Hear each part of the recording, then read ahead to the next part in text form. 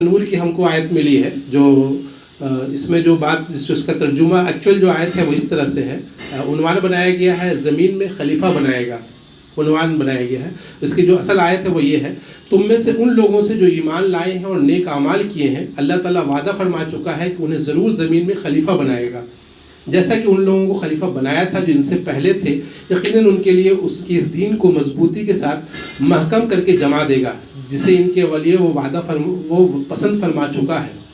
ان کے اس خوف و خطر کو وہ امن و امان سے بدل دے گا. وہ میری عبادت کریں گے، میرے ساتھ کسی کو شریک نہ ٹھہرائیں گے. اس کے بعد جو لوگ ناشکری اور کفر کریں وہ یقیناً فاسق ہیں. تو یہ سورہ نور کی آیت ہے جس میں تم میں سے ان لوگوں سے جو ایمان لائے ہیں نیک اعمال کیے اللہ تعالیٰ وعدہ فرما چکا ہے کہ انہیں ضرور زمین میں خلیفہ بنائے گا.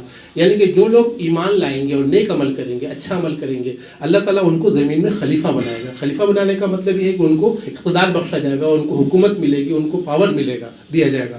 اور قرآن میں دوسری جگہ بھی کئی جگہ اس طرح کے وعدہ اللہ تعالیٰ نے فرمایا ہے. تو یہ ہے کہ یہ جس کو اس پر یقین ہوگا، اللہ کے رسول صلی اللہ علیہ وسلم کو صحابہ کو اس پر یقین تھا، اس لیے پورے دل و جان سے اس کام میں لگ جاتے تھے.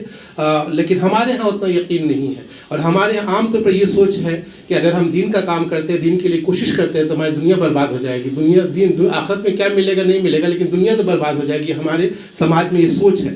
تو یہ لیکن اللہ کا وعدہ ہے کہ جو بھی ایمان لائے گا، نیک عمل کرے گا، اللہ تعالیٰ اس کو خلیفہ بنائے گا. اور پھر یہ کہا جائے گا جیسے کہ ان لوگوں کو خلیفہ بنایا تھا جس سے پہلے تھے. یعنی یہ وعدہ کوئی آج کا نہیں ہے، ہمیشہ اللہ تعالیٰ کا یہ طریقہ رہا ہے کہ جو بھی اللہ کا کام کرنے والا ہے، جو اللہ کی کوشش کرنے والا ہے، اللہ تعالیٰ اس کی مدد کرتا ہے، اس کو خلیفہ بناتا ہے. رسول اللہ صلی اللہ علیہ وسلم کو بھی اس نے شروع میں پریشانی کا دور آیا، لیکن بعد میں پھر وہ لوگ جو ہے ان کو ہر طرح کی آسانی ہو گئی، اور صحابہ کا دور بھی ویسے ہی آیا. تو یہ ہے کہ ہو سکتا ہے تھوڑی دیر کے لیے، کچھ دیر کے لیے پریشانی ہو، لیکن الٹیمیٹلی ان کو جو ہے دنیا میں آسانیاں پیدا کی جائے گی، ان کا مدد کی جائے گی. اللہ تعالیٰ کا یہ ہوگا. یقیناً اس کے لیے ان کے اس دین کو مضبوطی کے ساتھ محکم کر کے جما دے گا جسے ان کے لیے وہ پسند فرما چکا ہے، اور ان کے اس خوف و خطر کو وہ امن و امان سے بدل دے گا. یہ آیتیں جب نازل ہوئی تھی وہ سن 6 ہجری میں نازل ہوئی تھی. اس وقت پریشانی کا دور تھا، مسلمانوں کے لیے پریشان حال تھے، مشکل میں تھے. تو کہا گیا کہ یہ جو خوف و خطر کا ماحول ہے، جو حالات خراب ہیں وہ ختم ہو جائیں گے. اللہ تعالیٰ جو ہے مسلمانوں کو پورا کنٹرول دے گا، اور یہ ہے وہ میری عبادت کریں گے، میرے ساتھ کسی کو بھی شریک نہ کریں گے. یہ جو وعدہ ہے اللہ تعالیٰ کا، اس کو پھر اسپیسیفائی کیا گیا کہ یہ جو وعدہ اس کے لیے ہے جو عبادت کریں گے اور شریک نہیں کریں گے. یعنی اللہ کی عبادت کرنا ہے اور شرک نہیں کرنا ہے، تب پھر یہ اللہ تعالیٰ کا وعدہ ہے. اس کے بعد بھی جو لوگ ناشکری اور کفر کریں وہ یقیناً فاسق ہیں. یعنی جو یہ کام نہیں کرے وہ لوگ فسق کرنے والے، ناشکری کرنے والے.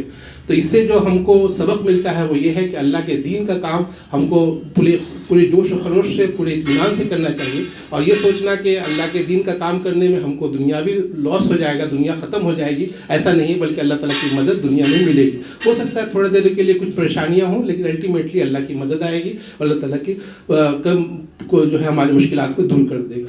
آمین.